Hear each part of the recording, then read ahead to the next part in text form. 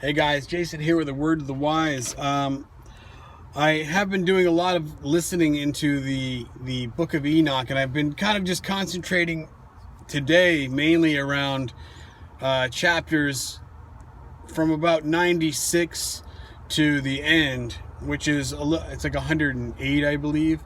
So I've just been kind of bouncing back and forth and listening, and there's a lot of interesting things, and I just wanted to hone everything down before I bring it to you guys a lot more. So I'll do a little bit more of like a study before I show you guys these things. But just because it's I'm not saying it's scripture, but it's runs right along with it. So in here I just saw too, if you're looking at timelines of when this book was put together,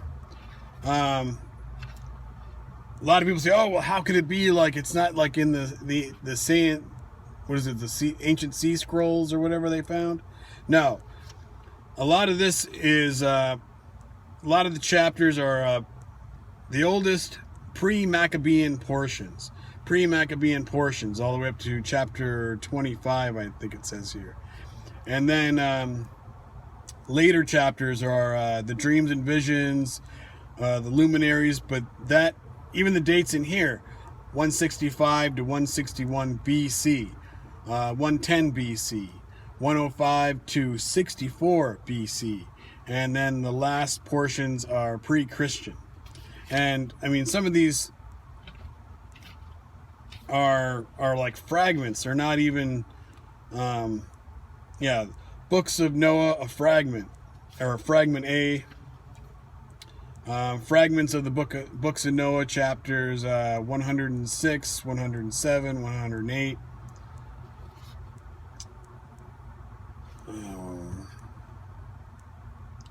The book of the course of the heavenly luminaries.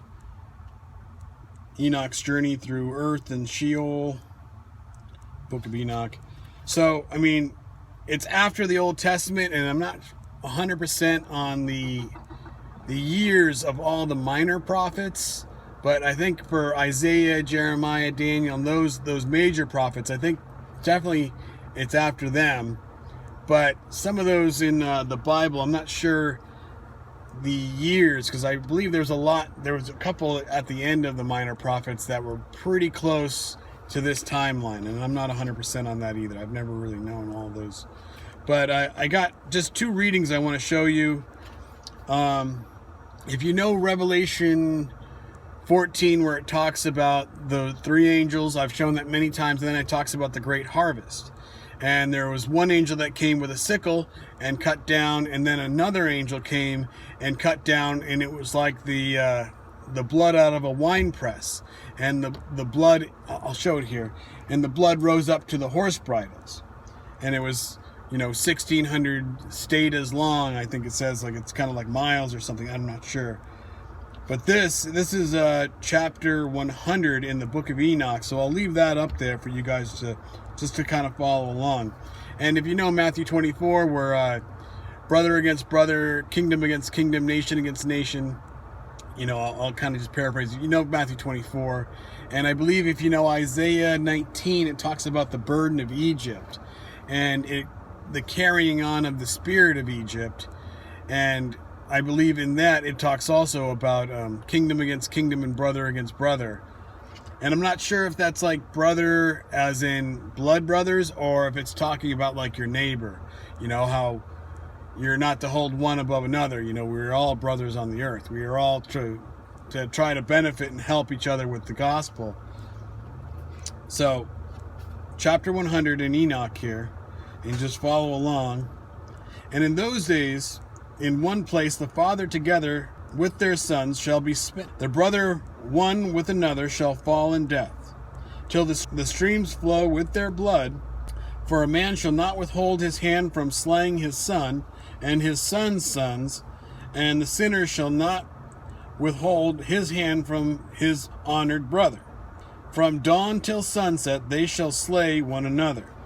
And the horse shall walk up to his breast in the blood of the sinners, and the chariot shall be submerged in its heights. And that's just chapter 100, verses 1 through 3. So here again, looking at the great harvest now in the Bible, talking about the sickle coming down. And if you're reading in Enoch, it's talking about the spirits that control a lot of these things and the judgment coming on the world.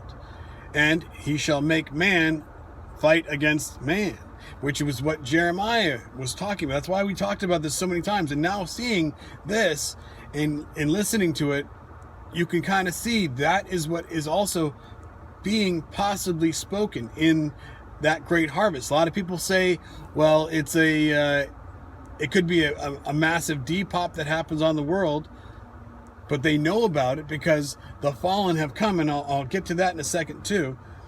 But here again, you get man fighting against man. Why? Well, maybe because look at what's happening with the poking of the bear. Look at the bug season that's, it's semi coming back, yet it's kind of in a limbo. But all the people that have dosed, is that going to be part of the problem? And then you're going to have people saying, well, we all need to stand together and fight against those evil sorceries. And, you're going to get some, deceiving king to rise up, and deceivers that'll rise up and say, well, we need to stand for mankind and not let these things happen. And then these guys are still sitting in power, so you're going to have some sort of maybe a brother against brother, and then if something more happens, I'll show you another thing in here. This is chapter 80. And this is the provisions of the nature and the heavenly bodies owning to the sin of man. So I'm going to start at just chapter 6 here. Or I'm going to start at verse 6 in chapter 80. This is all in Roman numerals, so I'm glad I did a little study on that. So, verse 6, and the many chiefs of the stars shall transgress their order, and these shall alter their orbits in task, and not appear at the seasons prescribed to them. And the whole order of the stars shall be concealed from the sinners, and the thoughts of those on the earth shall err concerning them. Yea, they shall err, and take them to be gods. And the evil shall be multiplied upon them, and punishment shall come upon them, so as to destroy all. So, those who transgress their orders. Now, I can't remember if that's in Jude or if that's Genesis, but it talks about those who did not come out at their appointed times, and they were held down in chains of darkness, or in the place of darkness until that day of judgment. I don't know exactly where that is right offhand, I'm sorry, but I know that is a very familiar story. But the thing that caught my ear is, yea, they shall err, and take them to be gods. So now you look at ancient Babylonian, you look at how that had those carvings of the scaled guys with the beards, and it shows, a lot of things of that are in Ancient Aliens, where it talks about the ancient battles in those days. And I guess they have, I can't remember the name of it offhand, but it's like the ancient books that talk about, those battles against, the gods against the gods. And when all Babylon came down after so long, and then what happened? Egypt rose up. And then they had all those kind of same gods too. They didn't have the same, talking about the flying ships, but they had, they worshipped the sun, moon, and stars. And they did all those kinds of, the buildings in orders of Orion and things like that. They had all those dog head gods and things like that, the birds. And then it went on to ancient Greece, and then the rise, that kind of the mythology. And then it went to the Roman, as the Roman kingdom rose. So they had all that similar mythology. And look at where we are today with our Marvel movies and all that. The same kind of mythology being brought up again.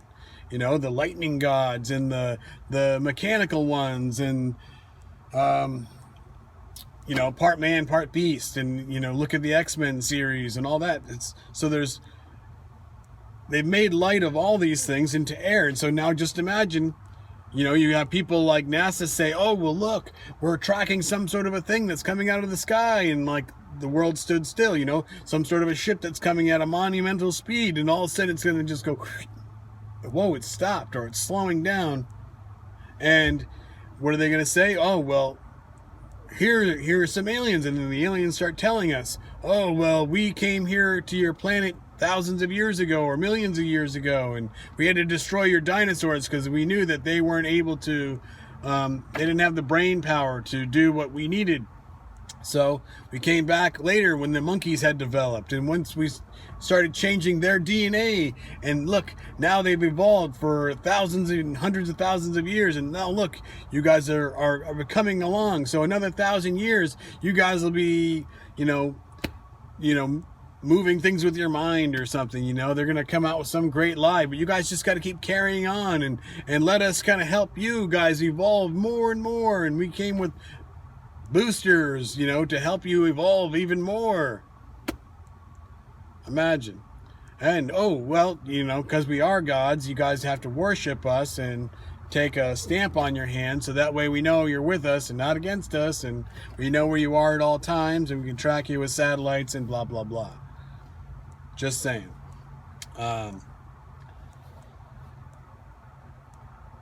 I'll leave it at that. I mean, there's tons of woes in here. There's a talk about tons and tons of judgment, and that's what Enoch was doing, paraphrasing out of this, was getting all this to bring the books of judgment, you know, and that's what it talks about. You know, he was given all these things to tell the fallen, you know, here's what you're going to have happen. You know, you're not going to glorify in your sons, you're going to watch in their demise. And you guys have caused man to sin, and you've increased sin on the earth, and you're going to be judged for that. And those who follow you now, they'll be judged just the same, because you've caused all this deception on the world. And now you have kings that follow you, and those kings don't glorify God. Instead, they go their own way still, and they deny God. And, you know, the Son will come, and the Messiah, and there's a lot. It's a lot. And I'll keep trying to bring these kind of things to you guys when I see them. So just a word of the wise, guys. God bless. I got to take off and go to the store. Till next time.